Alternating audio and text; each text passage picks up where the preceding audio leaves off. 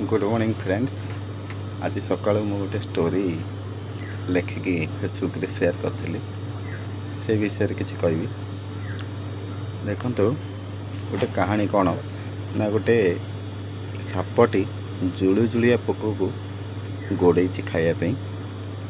जुलुजुलिया Pookutty shop को पचारा मु आपन को 3टी प्रश्न पचारि पारि आपण कौन पाई मते गोड़े खायापी।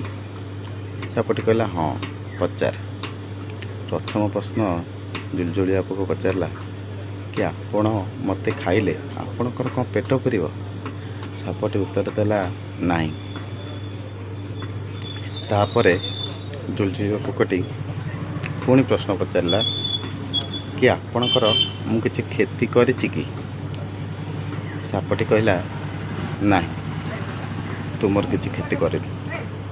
पुणी जुलजुलिया पोक 3 नंबर प्रश्न पचारा कि आपणकर जदि मु किछि क्षति करेनि आपण कौन पाई मते खायापी मो पछरे गोड़ेइछन्ति। तापरे सापटी ताकू उत्तर रे कहला देख जुलजुलिया पोक तू जो चमकुचु तो चमकीवाटा मते जमा हजम हो से मु तते गोड़ेइछि खाइबा पाई। तो यही विषय रे आपण कहूँ कि समाज रे बहुत लोक अछंती जे कि तुम चमकीवाटा से देह रे हजम हुएनी।